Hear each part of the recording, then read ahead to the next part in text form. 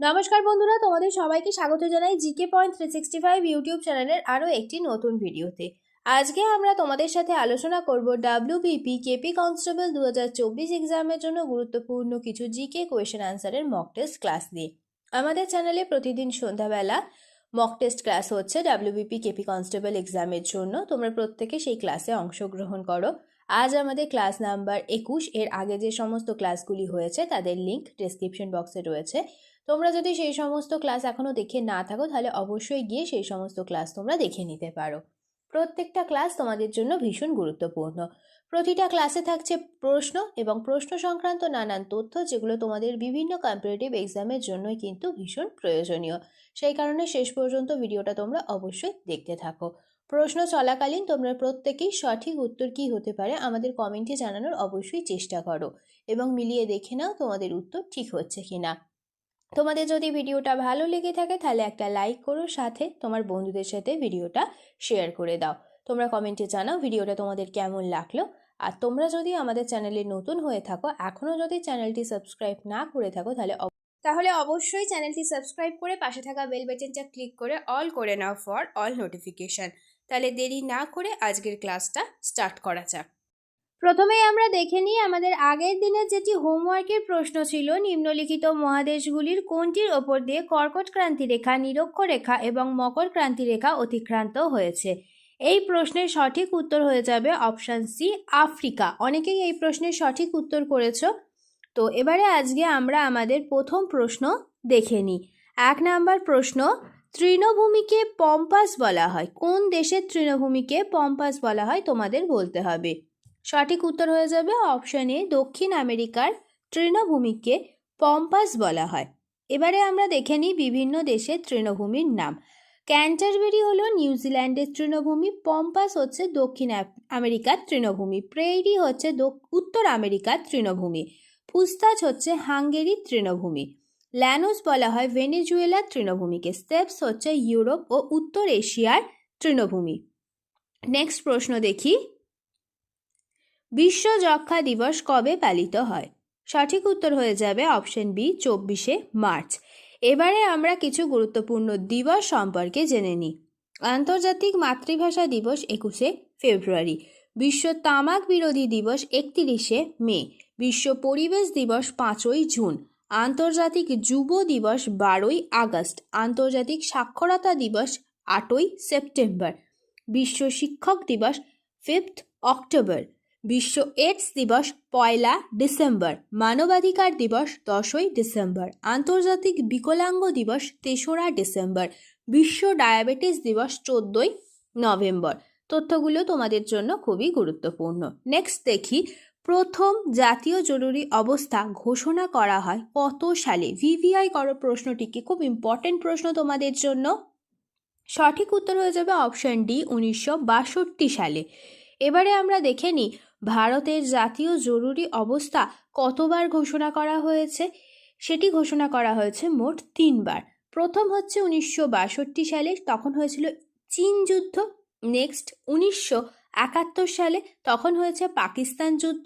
এবং শেষ ঘোষণা হয়েছিল 1975 খ্রিস্টাব্দে, তখন হয়েছিল আভ্যন্তরীণ গোলযোগ।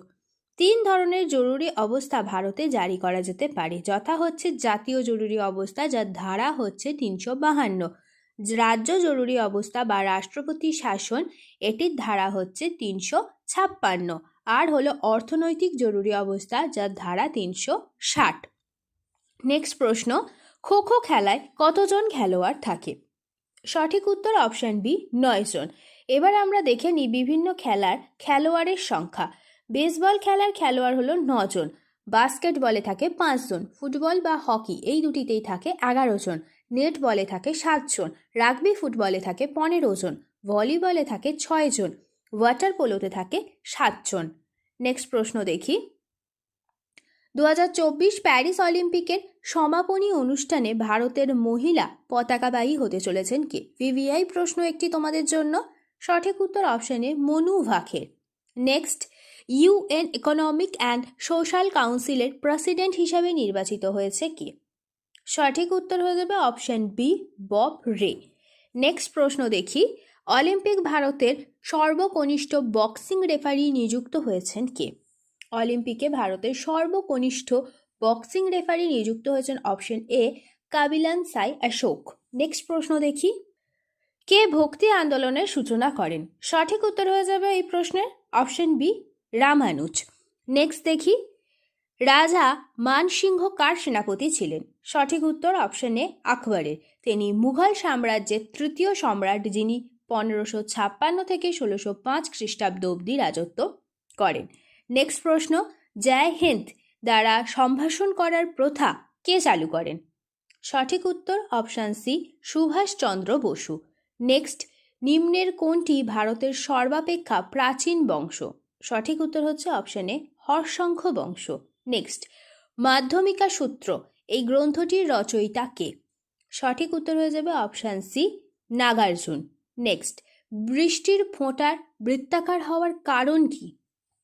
চারটি অপশনের মধ্যে সঠিক উত্তর অপশন ডি পৃষ্ঠ টান। নেক্সট, কত সালে বিপ্লবী ক্ষুদিরাম বসুর ফাঁসি হয়েছিল? সঠিক উত্তর অপশন বি 1908 সালে। নেক্সট, মোটর গাড়ির হাইড্রোলিক ব্রেক কোন নীতির ভিত্তিতে তৈরি করা হয়েছে? সঠিক উত্তর হয়ে যাবে অপশন সি পাস্কালের সূত্রের ওপর। নেক্সট, ভিটামিন নামকরণটি কোন বিজ্ঞানী করেন? সঠিক উত্তর option D C Frank. Next, এই প্রশ্নটি তোমাদের জন্য হোমওয়ার্কের প্রশ্ন, নিচের কোনটি রবি শস্য? বাদাম, জোয়ার, বাজরা না ছোলা? চারটি অপশনের মধ্যে কোনটি সঠিক উত্তর হবে তোমরা প্রত্যেকে আমাদের কমেন্টে জানাবে। শেষ হলো আজকের ভিডিও। আজকের পর্বে আমরা আলোচনা করলাম ডাব্লিউবিপি কেপি কনস্টেবল এক্সামের জন্য গুরুত্বপূর্ণ কিছু জেনারেল নলেজ কোয়েশ্চেন অ্যান্সার নিয়ে। প্রত্যেকটি প্রশ্নই কিন্তু তোমাদের জন্য সমান গুরুত্বপূর্ণ, সেই কারণে একটু স্কিপ না করে তোমরা শেষ পর্যন্ত ভিডিওটা দেখতে থাকো। প্রত্যেকটা প্রশ্ন কিন্তু তোমাদের জন্য ভীষণই গুরুত্বপূর্ণ। ভিডিওটা শেষ পর্যন্ত দেখো। ভিডিওটা যদি ভালো লাগে তাহলে অবশ্যই একটা লাইক করো, সাথে তোমার বন্ধুদের সাথে এই ভিডিওটা শেয়ার করো এবং আমাদের কমেন্টে জানাও ভিডিওটা তোমাদের কেমন লাগলো, আর তোমরা নতুন কোন স্ট্যাটিক জিকের ওপর ভিডিও দেখতে চাইছো। আমরা সেই টপিকের ওপর খুব তাড়াতাড়ি তোমাদের জন্য ভিডিও নিয়ে আসবো। তাহলে ততদিন তোমরা আমাদের প্রত্যেকটি ভিডিও এইভাবে দেখতে থাকো, এক্সামের জন্য ভালোভাবে প্রিপারেশন নিতে থাকো। ধন্যবাদ।